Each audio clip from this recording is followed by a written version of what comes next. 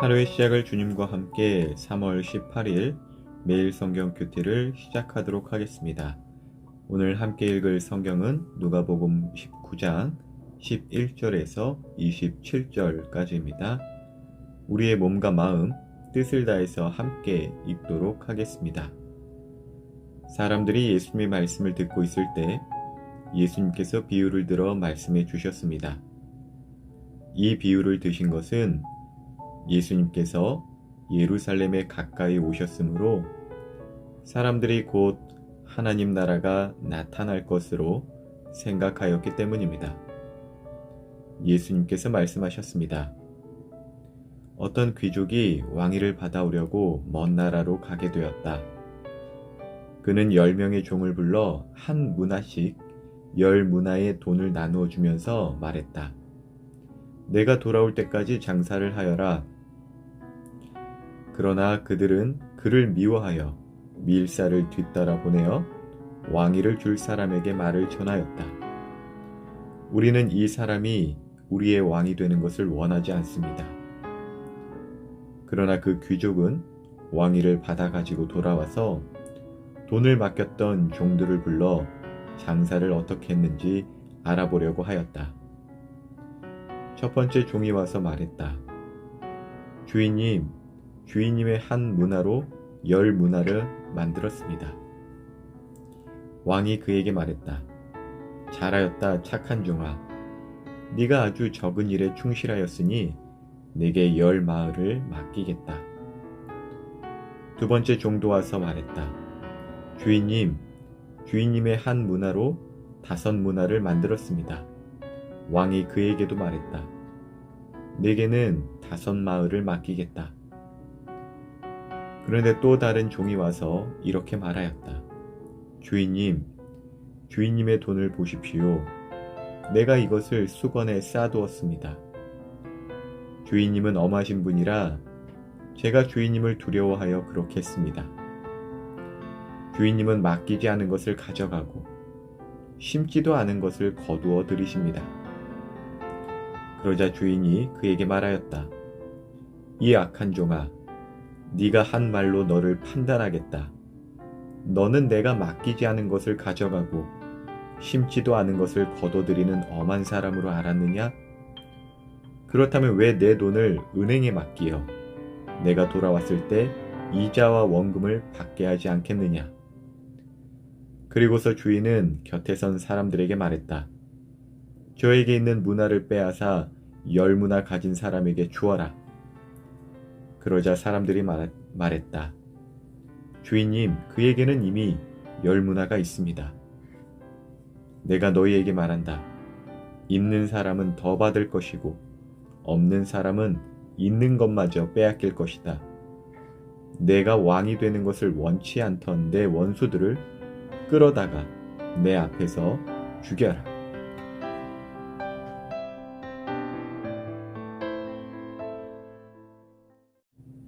본문 당시 이스라엘은 로마의 지배를 받고 있었습니다. 로마는 지중해를 중심으로 유럽, 북아프리카, 서아시아를 지배하는 막강한 제국이었어요. 로마는 그 수많은 나라들을 자신의 제국하에 두기 위해서 로마 황제 밑으로 모든 나라의 왕을 두는 제도를 세웁니다. 그래서 각 나라는 왕을 세우고자 할 때 로마 황제의 허락을 받아야 했고, 로마는 자신들에게 유익하고 또 황제의 말을 잘 듣는 사람을 왕으로 허락했죠. 오늘날 뉴스에서 가장 많이 나오는 소식들 중에 하나가 바로 정치 뉴스예요. 누가 다음 대권의 후보일까?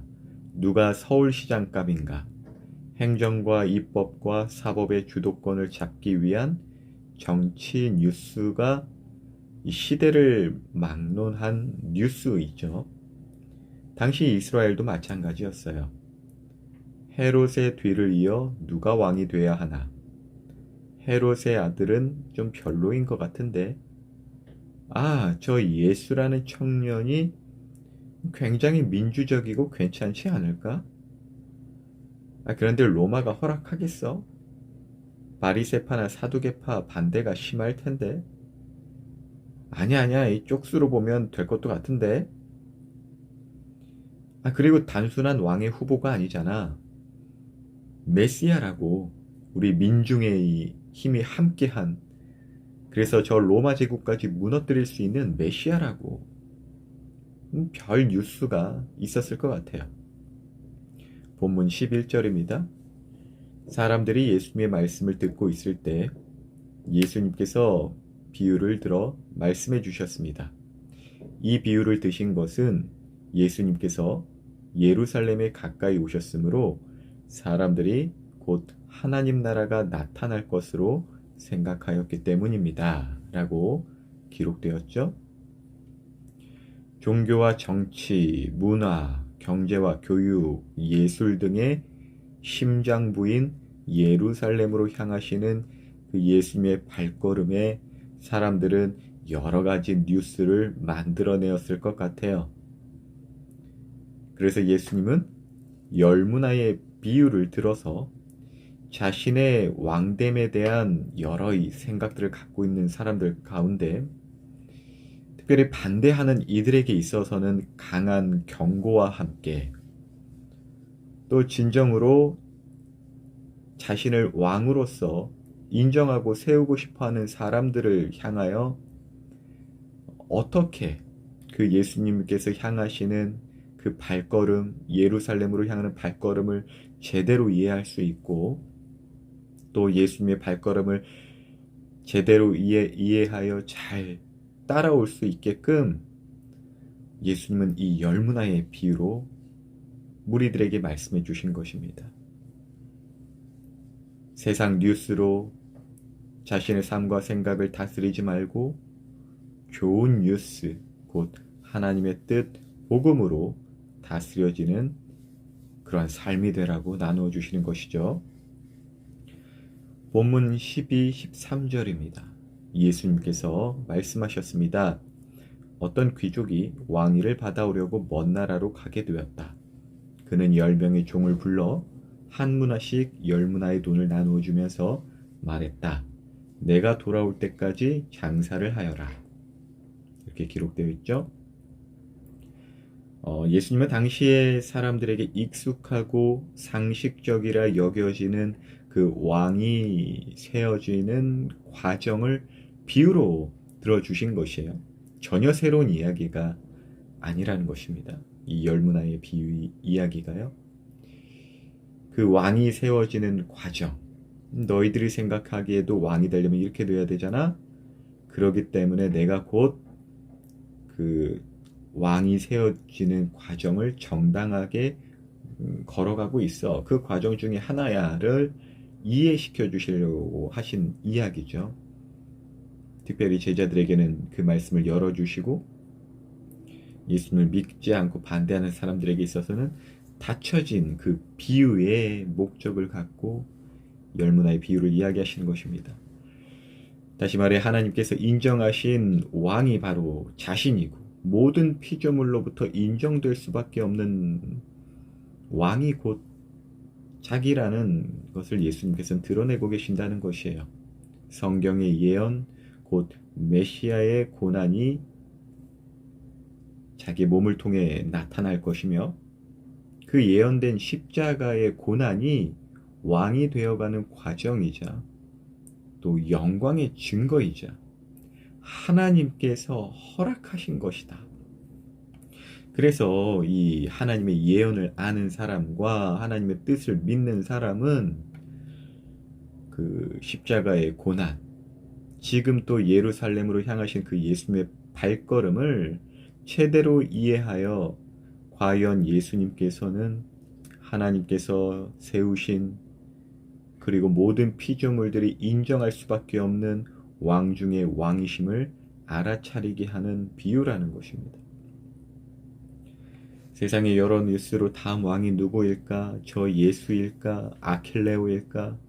여러 상상과 상관없이 하나님의 말씀과 성령에 감동된 자라면 예수님께서 예루살렘으로 향하시는 발걸음을 제대로 이해하고 왕으로서 기대하되 사람의 뜻으로 준비하는 것이 아니라 하나님의 뜻대로 준비하게 될 것입니다.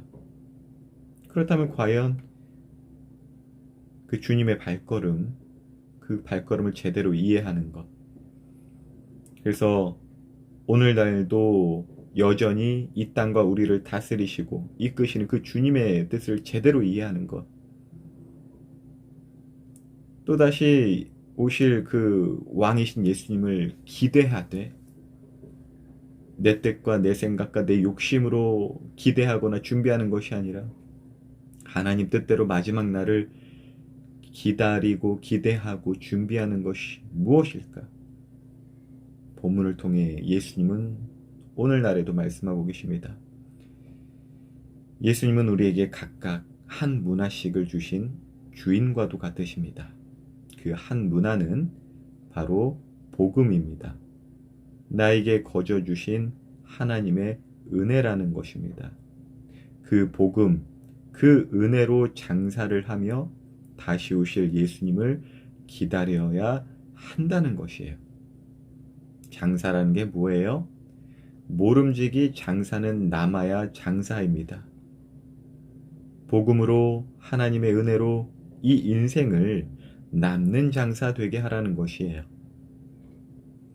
에이, 나한테 뭘 주신 게 있나요? 먹고 사는 것도 내가 열심히 해서 그런 거고 공부고 재능이고 내가 뭐 다 알아서 한 것인지 뭐 주신 게 있어요. 헌금도 성김도 내가 내 힘으로 했지. 그냥 뭐 신이라고 하나님이라고 우리 부려먹기만 하네. 뭘 자꾸 달라만 하세요. 아, 복음이 뭐 문화라고?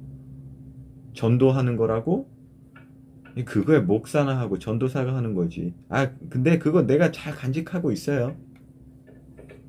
연기가 어색하죠. 그러니까 이렇게 제가 연기한 것처럼 이러한 내용을 직접적으로 하나님이나 교회에 표현하진 않지만 이런 마음들이 은근히 박힌 사람들이 있어요. 그들이 오히려 예수님이 왕됨을 반대하는 사람들이라는 것을 이 비유에서 말하고 계시는 것이에요. 교회는 다니지만 전혀 장사하지 않는 사람들, 복음 전도가 전혀 없는 사람들이에요. 자, 본문 21절입니다. 그런데 또 다른 종이 와서 이렇게 말하였다. 주인님, 주인님의 돈을 보십시오. 내가 이것을 수건으로 싸두었습니다. 주인님은 엄하신 분이라 제가 주인님을 두려워하여 그렇게 했습니다. 주인님은 맡기지 않은 것을 가져가고 심지도 않은 것을 걷어들이십니다. 이렇게 기록되어 있죠.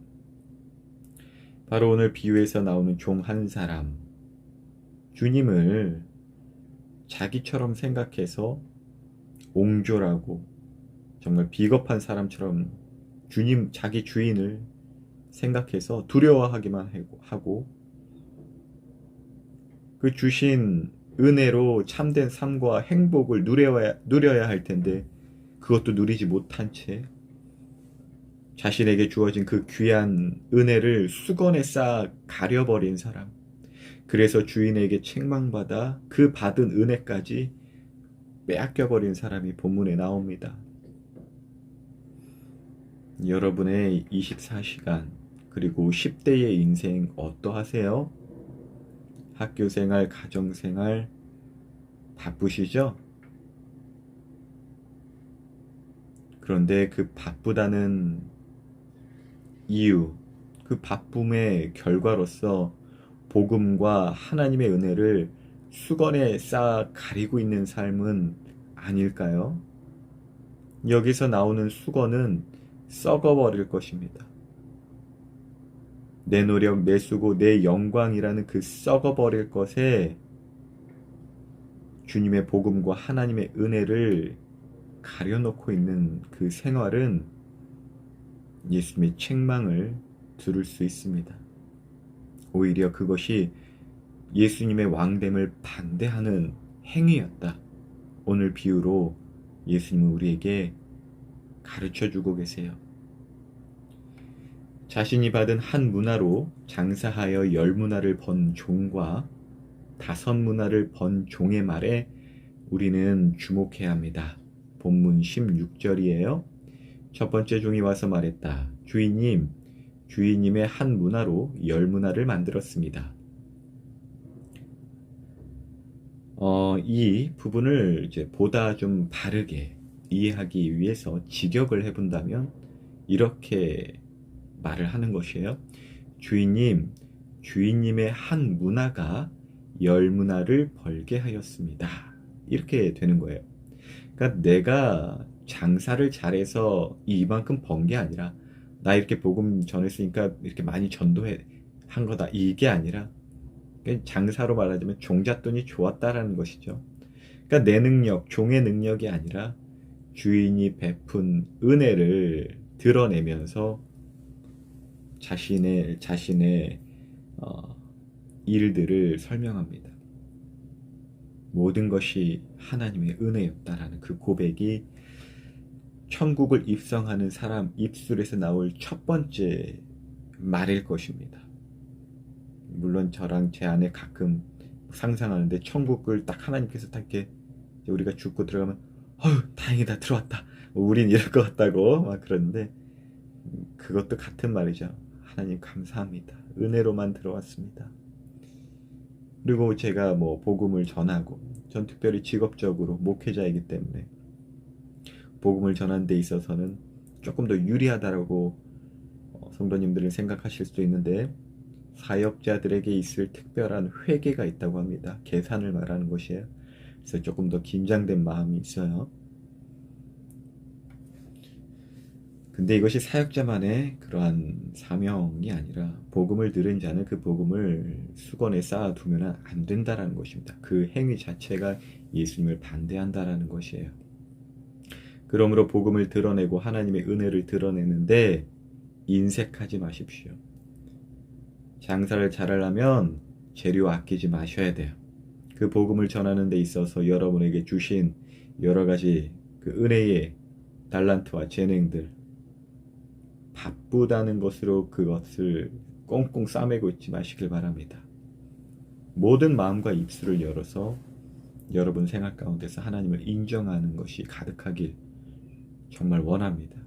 그것이 왕 대신 예수님을 제대로 지지하는 것이자 제대로 기다리는 참 성도의 모습입니다. 오늘도 남는 장사하는 하루 되시길 예수님의 이름으로 기도합니다.